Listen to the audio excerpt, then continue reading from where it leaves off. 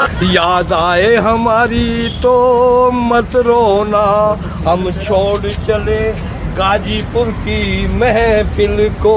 याद आए हमारी तो मत रोना, कुछ गिले शिकवे थे, कुछ गिले शिकवे थे, वे दूर हुए, मांगे हमारी पूरी हुई, किसानों की जीत हुई। आओ मिलने गले, आओ मिलने गले, फिर मिले ना मिले, अब लौट चले, अब लौट चले। वाह! नमस्कार, मैं रवीश कुमार। दिल्ली की सीमाओं से किसान चले गए, लेकिन इस आंदोलन की यादों के साथ वे जीवन भर चलते रहेंगे। इस एक साल में उनके बीच ऐसे गहरे रिश्ते बन गए कि एक दूसरे से बिछड़ना जीत के जश्न को गमगीन कर गया। गांवों में लौटे किसान आंदोलन की यादों में डूबे हैं। इन किसानों के मोबाइल फोन में अरबों तस्वीरें हैं, वीडियो हैं, मालूम नहीं इनमें दर्ज असंख्य कहानियों का क्या होगा। सब अपनी अपनी यादों को लेकर लौटे हैं।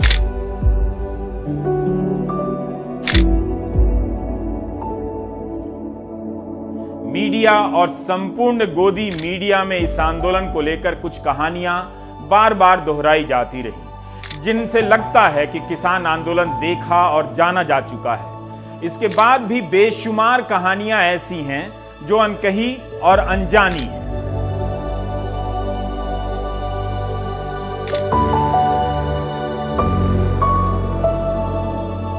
ये मटका है, इसमें पानी गर्मी में ठंडा पानी रखते थे इसमें। हाँ। और इसी में बर्फ डाल लेते थे, उसी से पानी से काम चलाते थे हम लोग यहाँ जब लू चलती थी। तो अब इसको घर लेकर जा रहे हैं, घर लेकर जा रहे हैं इसको। हाँ जी, इसे घर लेके जा रहे हैं। काहे के लिए घर लेकर? आने वाली पीढ़ियों को दिखाएंगे कि इस तरह हम लोगों ने आंदोलन लड़ा था। जो इसमें शामिल रहे हैं वो अब इस आंदोलन की स्मृतियों से दूर नहीं होना चाहते। अगर पूरा साल मुश्किलों भरा था तो कानून वापसी की घोषणा से आंदोलन की वापसी के दिन भी कम मुश्किल भरे नहीं थे। कुछ लोग एक दूसरे से बिछड़ने की पीड़ा एक दूसरे से कह गए तो कुछ अपने साथ ले गए। इन तमाम किस्सों से हम और आप अनजान रह गए। जैसे हम इस दुकानदार के बारे में कभी नहीं जान पाएंगे जिसने गाजीपुर बॉर्डर पर कुर्ते की दुकान लगाई।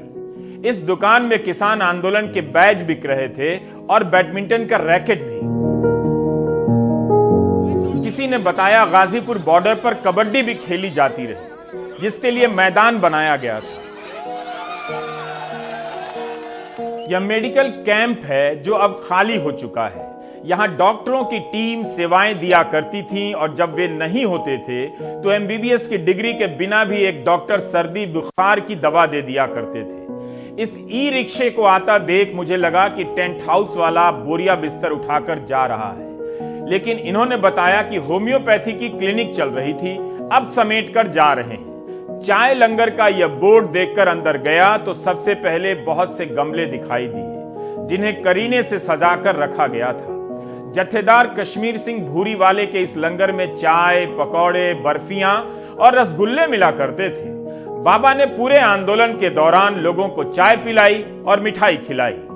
इनके बिना किसान आंदोलन की कहानी बन नहीं सकती। किसान आंदोलन एक नगर बसाने का भी आंदोलन है। शहरों ने किसान आंदोलन को पसंद नहीं किया, लेकिन किसानों ने अपने आंदोलन में शहर बसा लिया। पानी गर्म करने से लेकर सार्वजनिक स्नान घर और शौचालय बनाने की व्यवस्था की गई, उस पर ही अलग से लिखा जा सकता है। मेरी मुलाकात एक नौजवान से हुई जिसका नाम तेरा मेरा हो गया है। बुंदेलखंड से आए इस नौजवान का नाम महेंद्र है। टिकैत के रोने की खबर सुनकर गाजीपुर आ गया। टिकैत ने कहा, तुम्हें महेंद्र नाम से नहीं बुला सकते क्योंकि ये मेरे पिताजी का नाम है। इस नौजवान के गांव का नाम तेरा है तो सबने तेरा बुलाना शुरू किया और फिर दुलार में बिगड़ते बिगड़ते उसका नाम तेरा मेरा हो गया। महेंद्र को किसान आंदोलन ने एक नई पहचान दी है, नया नाम भी तेरा मेरा। शुरू में लगा कि गोदी मीडिया के रहते इस आंदोलन का दम घुट जाएगा, लेकिन बहुत कम समय में इस आंदोलन ने अभिव्यक्ति के कई सारे अवसर पैदा कर दिए। सरकार आपदा में अवसर पैदा कर रही थी और किसान अभिव्यक्ति के अवसर पैदा कर रहे थे। इतने सारे अवसर पैदा कर दिए कि कई लोग इस आंदोलन को जैसे तैसे कवर करने लगे, रिकॉर्ड करने लगे। जिस इंटरनेट से आंदोलन के खिलाफ जहर फैल रहा था, उसी इंटरनेट से आंदोलन भी फैलने लगा। हर किसान अपने आप में मीडिया बन गया और किसानों ने हजारों करोड़ों के विज्ञापनों वाले गोदी मीडिया को हरा दिया। बजाइए ताली। किसानों ने अपना एक दर्शक वर्ग का बाजार भी खड़ा कर दिया है, जिसके दम पर कितने यूट्यूबर खड़े हो गए, लाखों करोड़ों व्यूज मिले। ट्विटर से हमला हुआ तो किसान भाई ट्विटर पर पहुंच गए और आंदोलन का अकाउंट खोल प्रोपेगेंडा से लड़ने लगे। यूट्यूब, इंस्टाग्राम, स्नैपचैट पर भी अकाउंट बनाया है इन्होंने। उनकी लड़ाई का दायरा हर लड़ाई के साथ बड़ा होता चला गया। लड़ना है भाई ये तो लंबी लड़ाई है, लड़ना है बहना ये तो लंबी लड़ाई है। जीतने के वास्ते मसाल तो जलाई है, जीतने के वास्ते मसाल तो जलाई है। क्या हुआ जो कुर्सियां बेजान संसद मौन है, वक्त ही बताएगा इन्हें कि हम कौन है, वक्त ही बताएगा इन्हें कि हम कौन है। जनता ने उठाया है तो धूल भी चटाई है, जनता ने उठाया है तो धूल भी चटाई है। लड़ना है भाई ये तो लंबी लड़ाई है, जीतने के वास्ते मसाल तो जलाई है, जीतने के वास्ते मसाल तो। गाजीपुर बॉर्डर की कहानी शेरू कुत्ते के बिना पूरी नहीं हो सकती। जिस तरह से आंदोलन शुरू में कमजोर था, शेरू भी बहुत कमजोर था। आंदोलन मजबूत होता गया और शेरू भी मजबूत होता गया। सबकी चिंता थी कि गाजीपुर का शेरू अब आंदोलन के बिना कैसे रहेगा। जाएगा मेरे साथ में, जाएगा जाएगा। शेरू जुदाई बर्दाश्त नहीं कर पाएगा और किसानों को शेरू की याद आती रहेगी। दोराला गांव के रहने वाले रविंदर दौरालिया शेरू को अपने साथ ले गए हैं। शेरू भी किसान बन गया था और किसान शेरू की तरफ बहादुर। एक जिंदा दिल आंदोलन अनगिनत जीवन रेखाओं से बना होता है। अखबार बांटने वाला आकाश नजर रखने लगा कि अखबारों में आंदोलन के बारे में क्या छप रहा है। वह हर दिन 25 से 30 अखबार मुफ्त में बांटा करता था अपनी जेब से, कि किसानों को पता रहे कि अखबार क्या छाप रहे हैं। ये क्यों बांटते थे भाई आकाश? सेवा करते थे, मतलब लोगों किसानों को दिखाना था कि तुम्हारे बारे में मीडिया क्या कर रहा है, प्रिंट मीडिया में क्या चल रहा है। इस लंबी लड़ाई के लिए किसानों ने कई प्रतीकों को पहली बार अपनाया। शुरू में छवि बनाई गई कि वे तोड़फोड़ करेंगे, कानून नहीं मानेंगे। किसानों ने संविधान को अपना अभिभावक बना लिया और यह धारणा पहले ही दिन तोड़ दी कि उनका आंदोलन कानून तोड़कर कानून का विरोध करने आया है। कानून पर चलते हुए कानून का विरोध कर दिखा दिया। हर समस्या का मुकम्मल समाधान हूं मैं, भारत का संविधान हूं। यहां संविधान एक व्यक्ति के रूप में किसानों से संवाद कर रहा है, आश्वासन दे रहा है कि मैं समाधान हूं। अब जब यह मंच उजड़ चुका है, आप संविधान की किताब के इस कटआउट को फिर से देखिए। हजारों निष्ठाओं में बटे किसानों ने संविधान में अपनी एकता देखी और संविधान को अपना इष्ट बना लिया। इसमें संविधान मैं की शक्ल में किसानों से बात कर रहा है। शशि भूषण और अशोक टकसालिया को हम और आप नहीं जानते हैं, मगर इन दो अनजान लोगों ने संविधान को कितना जैविक बना दिया है। जय जवान और जय किसान के नारे को एक चेहरा दिया है, उसे बदलकर मैं जवान मैं किसान आंदोलन कर दिया गया है। जो नारा आज तक निराकार था, उसमें मैं जोड़कर जान डाल दी गई है। किसान आंदोलन बहुत सी चीजें पहली बार कर रहा था, तो बहुत सी चीजें पहले के आंदोलनों से भी ले रहा था। शाहीन बाग के आंदोलन से औरतों और बच्चों को वहां आने का हौसला मिला, तो दलित आंदोलन और उसके बाद शाहीन बाग के नायक संविधान की किताब को अपना रहनुमा बना लिया। शाहीन बाग भी कई मायनों में सफल आंदोलन रहा। 2 साल से नागरिकता कानून के नियम नहीं बने हैं। किसान आंदोलन में भी एक शाहीन बाग था और यही शाहीन बाग की सफलता है। संविधान के कारण आंदोलन का आंचल इतना बड़ा हो गया कि नौजवान, बुजुर्ग, महिलाएं और बच्चे आंदोलन में आए। महिलाओं ने स्टेज संभाले तो मर्दों ने रोटियां बनाई। इस आंदोलन ने हर हिंसा की, उसी वक्त निंदा भी की। इस आंदोलन को कवर करने वालों की अपनी अपनी कहानियां हैं। फोटो पत्रकार सर्वेश 66 साल की उम्र में हर दिन आंदोलन के हर मोर्चे को कवर करने जाती थी। फ्रीलांसर सर्वेश ने बताया कि उन्होंने इस आंदोलन को लेकर 1 लाख के करीब फोटो खींचे हैं। 100-150 GB से अधिक का डेटा हो गया है। उन्हें उम्मीद थी कि अखबार किसान आंदोलन की तस्वीरें छापेंगे, मगर जो छाप रहे थे उनने भी मना कर दिया। 10-15 तस्वीरें ही छपी, वो भी छोटे छोटे अखबारों में। सर्वेश ने सोचा उनके सामने से एक इतिहास गुजर रहा है, क्यों न इसे दर्ज किया जाए। वो इन तस्वीरों को रिकॉर्ड कर अपनी तरफ से फ्री सेवा देने लगी, मगर अफसोस मीडिया ने उनकी ये फ्री सेवा भी नहीं ली। शुरू में तो मैं यहाँ पे रोज जाया करती थी और फिर पेट्रोल महंगा होने के कारण मैंने कम कर दिया था। और दूसरा एक बात है, किसान आंदोलन की तो बहुत सारी चीजें आनी चाहिए थी, वो नहीं आई। किसान आंदोलन गांव मैंने कई सारे गांव में फैला हुआ था। मैंने कई सारी इनकी महापंचायत कवर की है।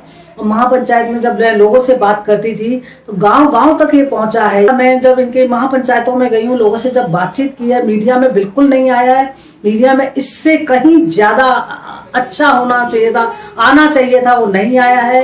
हमारी तो इतनी बढ़िया लोकतांत्रिक सरकार है और किसी ना मेरी तो खैर फोटो खरीदेगी भी नहीं। मतलब बहुत सारी स्टोरीज आनी चाहिए थी किसानों की, लेकिन नहीं आई। किसान आंदोलन की 1 लाख तस्वीरों को छांटना आसान नहीं है। फिर भी Sarvesh Indian women press core गईं, क्योंकि वहां फ्री वाईफाई है दिल्ली में, और वहां से आपके लिए उन्होंने कुछ तस्वीरें भेजी हैं। उन तस्वीरों के जरिए आंदोलन को महसूस कीजिए।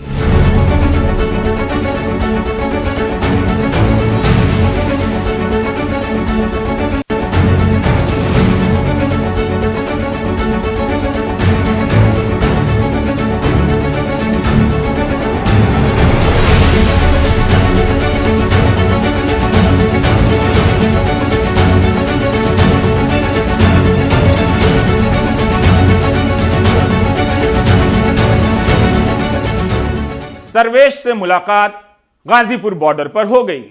सबके जाने के बाद मैं वहां गया था। बची खुची निशानियों से आंदोलन की बुलंदी की तस्वीरों के बारे में अनुमान लगा रहा था कि 1 साल पहले यहां के दिन रात कैसे बीते होंगे।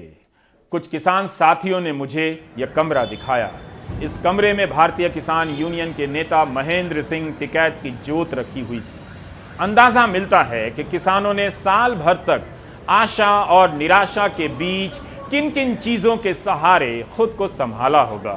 यहां तो बहुत सारे पंखे रखे हैं। गर्मी के दिनों में किसानों ने बहुत सारे कूलर, पंखे आंदोलन को दान में दे दिए और यहीं पर एक जिम भी बन गया। किसान सरकार से ही नहीं, अपने आप से भी लड़ रहे थे। अपनी निराशाओं से लड़ना सबसे बड़ी लड़ाई होती है। ट्रॉली को लेकर किसान हमेशा से ही प्रयोग करते रहे हैं, मगर आंदोलन ने ट्रॉली की कल्पना में नए नए पहलू जोड़े। इस ट्रॉली में हवाई जहाज का पहिया लगाया गया है ताकि यह इसके ऊपर बने 2 कमरे का भार उठा सके। किसी ट्रॉली में एक बड़ा कमरा बना था तो किसी में 2-2 कमरे बने। दान में मिले गद्दों से बिछौना बना तो ट्रॉली की छत को भी गर्मी से बचाने के उपाय किए गए। बाहर ट्रॉलियों पर नारे लिखे गए, तस्वीरें लगा दी गईं शहीदों की। ट्रॉलियों को लेकर इतने प्रयोग किए गए कि ट्रॉली आर्किटेक्चर के नाम से आर्किटेक्चर के स्कूल में पढ़ाई होनी चाहिए। नए नए ढांचे बता रहे थे कि आंदोलन में केवल किसान नहीं थे, बल्कि उनके गांवों से निकले मजदूर और कारीगर भी थे। उन अनाम कारीगरों ने किसान आंदोलन को स्थायी रूप देने के लिए न जाने कितने घर बना दिए। आंदोलन में लोग ठहरने लगे और आंदोलन ठहरने लगा। 40 साल पुराने ट्रैक्टर से लगा यह जालीदार कमरा देखने लायक है। सीढ़ियों से चढ़ते हुए जब भीतर प्रवेश कर रहा था, किसी ने बताया कि इस ट्रॉली को बुलंदशहर के कारीगरों ने तैयार किया था। उनकी कारीगरी देखिए। किसान आंदोलन की बैठकें पारदर्शी रहें, इसलिए जालीदार बनाया गया ताकि बाहर से दिखता रहे। इसमें एक कमरा भी है सोने के लिए, जिसके लिए पर्दे लगाए गए हैं और एयर कंडीशन भी है। आप चाहें तो इसे वायरल करा सकते हैं। इस ट्रॉली के भीतर लिखे स्लोगनों को भी पढ़ लीजिए। पता चलता है कि किसान आंदोलन किसानों के बीच से डर और भय निकालने का भी आंदोलन चला रहा था। फिराक गोरखपुरी का शेर लिखा है, ये माना जिंदगी है 4 दिनों की, बहुत होते हैं यारों 4 दिन भी। महेंद्र सिंह टिकैत का एक कथन यहां है, ओ भोले किसान तू बोलना सीख ले और दुश्मनों को पहचान।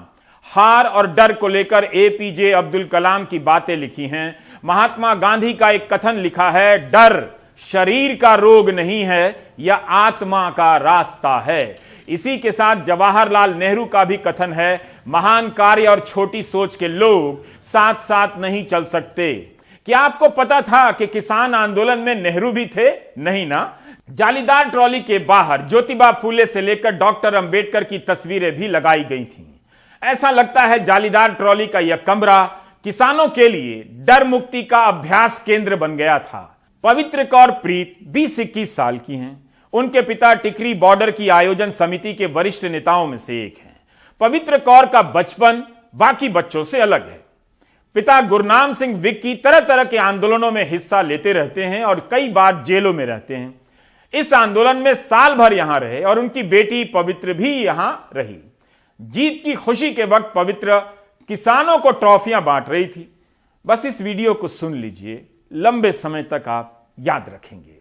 मेरा नाम पवित्र कौर प्रीत है और मैं मानसा ज़िले से बिलोंग करती हूँ। मेरे पापा का नाम गुरनाम सिंह भिक्की है, जो कि पंजाब किसान यूनियन के सूबा सकत्तर हैं और टिकरी बॉर्डर कमेटी के मुख्य आगू हैं। मैं हमेशा से गवर्नमेंट स्कूल में पढ़ी हूँ और मेरे मार्क्स भी हमेशा अच्छे थे। मैं इंटेलिजेंट थी स्टडी में भी। ऐसे मैं बास्केटबॉल की नेशनल चैम्पियनशिप में भी रही हूँ और मैं स्टडीज़ में भी अच्छी थी। जैसे मेरे 80% से नीचे कभी मार्क्स नहीं आए। हमारे बचपन के बारे में बहुत सी बातें हैं जो और बच्चों से बहुत डिफरेंट हैं। ऐसे जैसे मेरे पापा हमेशा से लोगों के लिए लड़ते रहे हैं। शुरू से उन्हें लगभग 32 से 33 साल हो गए। गरीबों और किसानों की सेवा करते हुए वो उनके हकों के लिए लड़ते हैं और वो 8 से 10 बार जेल भी जा चुके हैं और उन पर कई चार्जेस भी हैं। तो हम शुरू से उनके साथ रहते हैं और वो हमें जैसे कोई वो प्रोटेस्ट होता है तो हमें साथ में लेकर जाते हैं। कोई महासम्मेलन होता है तो वहाँ पर भी हमें लेके जाते हैं। तो हमें वहाँ से बहुत सारी चीज़ें सीखने को मिलती हैं, कैसे दूसरों के साथ बातचीत करनी है और किसको कैसे जवाब देना है और सही को सही और गलत को गलत कहना है। दूसरे बच्चों की तुलना में आपका बचपन कैसा है? मुझे लगता है उनकी तुलना में हमारा बचपन यूनिक था। वो सभी वहीं करते थे, खेलना कूदना या घर पर रहना, है ना, रिश्तेदारी में जाना। हम छुट्टियों में हम कभी भी रिलेटिव्स के घर नहीं गए। हम हमारे पापा के साथ रहते और अलग अलग जगह घूम के आते जहाँ भी उनका आंदोलन होता है ना। तो उससे हमें बहुत ज़्यादा नॉलेज मिली कि कैसे हमें अपनी ज़िंदगी को डेवलप करना है और कैसे हमें रहना है और लोगों से बातचीत कैसे करनी है और उनके दुख को कैसे समझना है। यह वीडियो रोहित कुमार ने रिकॉर्ड किया है। रोहित एक फ्रीलांस टीचर हैं जो स्कूली बच्चों को जीवन कौशल की ट्रेनिंग देते हैं। फ्रीलांसर फोटोग्राफर सर्वेश की तरह रोहित भी कई दिनों तक आंदोलन में जाते रहे और वीडियो बनाते रहे, लोगों से बातें करते रहे। रोहित ने वायर के लिए किसान आंदोलन पर कई सारे लेख भी लिखे। रोहित अपने मां के निधन के बाद गम में डूबे थे। तभी किसान आंदोलन शुरू हो गया। रोहित को लगा कि मीडिया किसानों को इतनी गालियां दे रहा है, मतलब किसान कुछ तो अच्छा कर रहे होंगे। गाजीपुर का रास्ता बंद था, लेकिन टैक्सी वाले ने कह दिया, चिंता मत कीजिए, मैं भी किसान का बेटा हूं, और उसने किसी तरह रोहित को गाजीपुर बॉर्डर के करीब पहुंचा दिया। पैदल चलकर जब रोहित आंदोलन स्थल पर पहुंचे तब तक काफी थक चुके थे। वहां उनकी पहली मुलाकात मंजीत बाबा से हुई और इस शख्स ने पहला सवाल ही यही किया, कुछ खाओगे? ये नहीं पूछा तुम कौन हो। यह बात रोहित के दिल में ठहर गई और रोहित के भीतर किसान आंदोलन ठहर गया। रोहित ने चुपचाप आंदोलन को रिकॉर्ड करना शुरू किया और इंडिया स्पीक्स नाम से यूट्यूब चैनल बना लिया। इस चैनल पर बहुत कम सब्सक्राइबर हैं, फिर भी रोहित अपनी निष्ठा से काम करते रहे, अपने लिए किसान आंदोलन को देखते रहे। प्यार, अहिंसा, साहस, ये चीजें समाज में देखने के लिए दिल तरसता है और यही चीजें हमने दिल्ली के बॉर्डरों पर किसानों के बीच देखी। टिकरी बॉर्डर पर बहुत सारे गरीब किसान थे और उनके पैरों पर जुराबें नहीं थी। सर्दी का वक्त था तो हमने सोचा क्यों ना उनके लिए ऊन की जुराबें ले जाएं। लेकिन जब हमने उनको ये जुराबें दी तो उन्होंने मना किया और कहा हम यहाँ भीख लेने नहीं आए। फिर हमको कहना पड़ा नहीं नहीं ये स्कूल के बच्चों ने आपके लिए दिया है। फिर कहीं जाके उन्होंने ये जुराबें ली, बल्कि एक ने तो अपनी जेब से 100 रुपए का नोट निकाला और कहा अगर तुमको कुछ चाहिए हम तुमको दे सकते हैं। टिकरी बॉर्डर पर एक रात बिताई, लेकिन वहाँ सोना असंभव था क्योंकि हर 15 सेकंड सड़क पे एक ट्रक गुजरता और वो पॉटहोल के ऊपर जब जाता तो धमाके जैसी आवाज आती। अरे हम वहाँ एक रात मुश्किल से बिता सकते हैं, ये लोग वहाँ पूरा साल रह चुके हैं। टिकरी बॉर्डर पर भारतीय किसान यूनियन उग्राहा का मोर्चा बंधा था। एक साल में आंदोलन का घर और दफ्तर पक्का होने लगा। जब बस रहा था तब लोगों ने वीडियो कम बनाए कि कैसे बस रहा है, लेकिन जब उजड़ा तो लोग खुद ही लाइव करने लगे, वीडियो बनाने लगे। फेसबुक और ट्विटर की दुनिया के मास्टर हो चुके थे। ये वीडियो देखिए।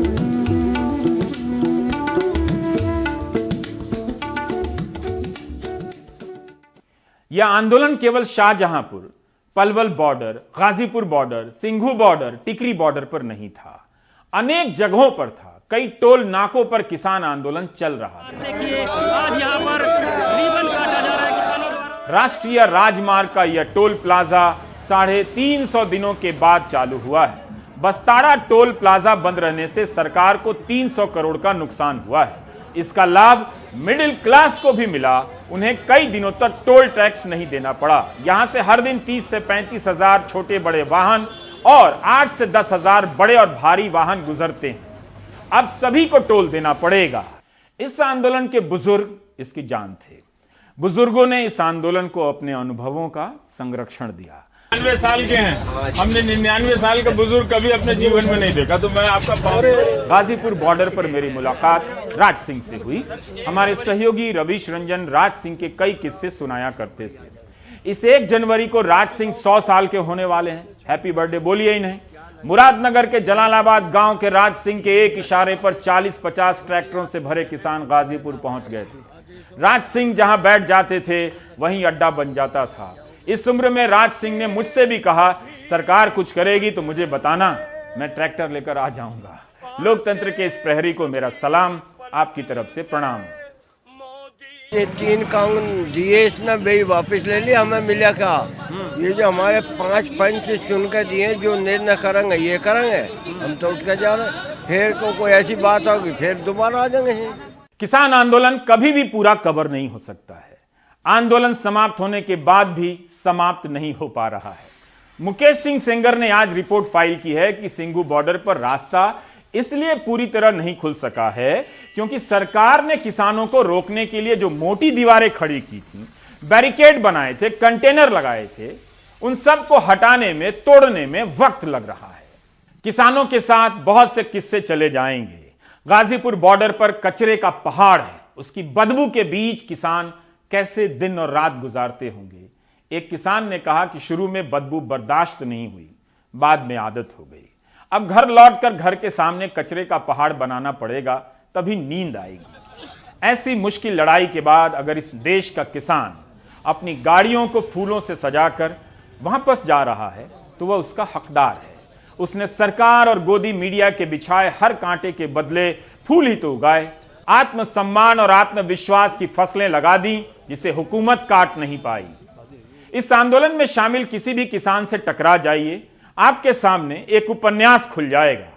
ruralindiaonline.org नाम की एक शानदार वेबसाइट है, जाया कीजिए। इसका नाम परी भी है, यानी people's archive of rural India. मशहूर पत्रकार पी साईनाथ ने इसे एक प्रयोग के तौर पर शुरू किया है। इस वेबसाइट पर 60 से अधिक लेख किसान आंदोलन पर हैं और बहुत सारी तस्वीरें हैं। लुधियाना के एक विकलांग शिक्षक प्रवीण कुमार ने सिंघू बॉर्डर पर 18 फीट लंबी पेंटिंग बना दी। प्रवीण कुमार ने सोचा कि ऐसा क्या करें कि वे भी इस आंदोलन का हिस्सा बन जाएं।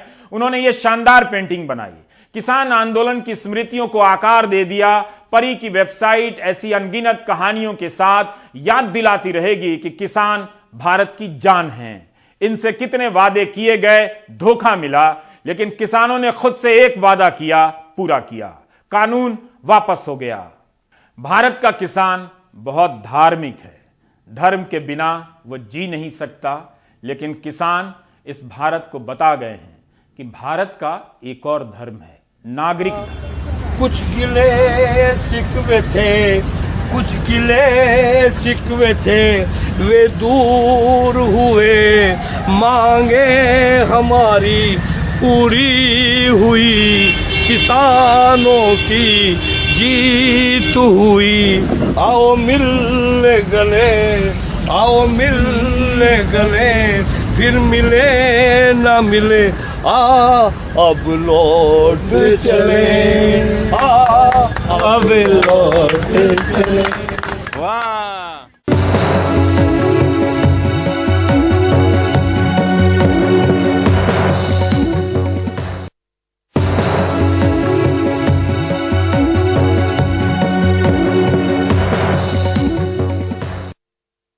प्रधानमंत्री को अब प्रधानमंत्री आवास योजना के तहत बने उन घरों को भी देखना चाहिए जिनके नाम पर कच्चे मकान बना दिए गए हैं। अनुराग द्वारी की रिपोर्ट तो देख ही सकते हैं। मोदी के दाढ़ी में घर है जितना हुआ ये दाढ़ी फटका देते तो 50 लाख का, एक दाढ़ी फटकाए तो 1 करोड़ का। कोई गरीब बिना मकान के नहीं रहेगा। ये मोदी जी की केंद्र में सरकार है और यहाँ मामा की सरकार है। कच्ची लालिस 5000, पहली किस्त 25 निकल रहा था, लालिस 5000। उसने बनने के बाद फिर दीवार खड़े करने के बाद एक किस्त फिर निकला हुआ, लालिस 5000 सरपंच। बीजेपी सांसद प्रधानमंत्री जी की दाढ़ी से घर निकालते हैं। मुख्यमंत्री कहते हैं कोई गरीब घर से वंचित नहीं रहेगा, लेकिन छोटे लाल ने अपने कच्चे घर का रेट कार्ड सुना दिया। छत के नाम पर बल्लियों के सहारे खप्पर बिछाए गए हैं। कुछ मकानों में सीमेंट और कंक्रीट की जगह मिट्टी का उपयोग किया गया है। इस मकान में छत के नाम पर सिर्फ घास फूस और पत्ते हैं। डिंडोरी जिले के गौरा कन्हारी में पक्के मकान की योजना हकीकत में कच्चे में तब्दील हो गई। छत भी कच्चा, फर्श भी कच्चा, वो भी रिश्वत और मुर्गे वगैरह की भेंट के बाद। मैं तो कहाँ पक्की बनवाऊँ, जब शासन दे रहे इतना पैसा हमारे लिए तो ऐसे कि मैं बोले तो ये मटेरियल नहीं आता, जैसे न बना कर बना, नहीं बना तो दूसरा देगा। पक्का तो बना रही, बाकी में रेता नहीं मिल रहा है अपन को, फिर पैसा नहीं मिले इसलिए नहीं बना पाए, तो खबर डाल दी। तो इसमें जियो टैग वगैरह कैसे किए होंगे? जियो दूसरा आवाज से कर देंगे। हितग्राही बता रहे हैं कैसे जियो टैगिंग दूसरे आवाज से कर दी गई, लेकिन तहसीलदार साहब ने किताबों में जांच की बात पढ़ी है, सो कैमरे के सामने वही घिसा पिटा बयान दे दिया। कच्चे मकान का तो कोई प्रावधान नहीं, प्रधानमंत्री आवास में पक्की छत होना चाहिए, पक्का घर होना चाहिए। उसमें ये जरूर है कि अगर उसने खपरेल लगाया या जो कबीलू का जो प्रावधान किया है गाइडलाइन में, तो उसके अनुसार होना चाहिए, लेकिन फिर भी दीवार पक्की होनी चाहिए। सरपंच उन्हें रोजगार सहायक और सचिवों ने पैसा भी लिया है बेगा हितग्राहियों से। ये जांच का विषय है, इसकी जांच कराई जाएगी, अगर ऐसा हुआ है तो ये गलत है। मध्य प्रदेश में प्रधानमंत्री आवास ग्रामीण के तहत कुल लक्ष्य 32,27,131 घरों का है। स्वीकृति मिली है 26,26,943 यानी 81.4% की। अभी तक निर्माण हुआ है 19,37,812 यानी 60.05% घरों का। वहीं प्रधानमंत्री आवास शहरी में कुल स्वीकृति है 8,53,075 घरों की। निर्माण हुआ है 4,51,334 यानी 52.9% घरों का। यही नहीं, 4 लाख मकानों के लिए राज्य सरकार ने अभी अपना अंशदान भी नहीं दिया है। इस वजह से केंद्र ने 640 करोड़ रुपए की राशि भी रोक ली है।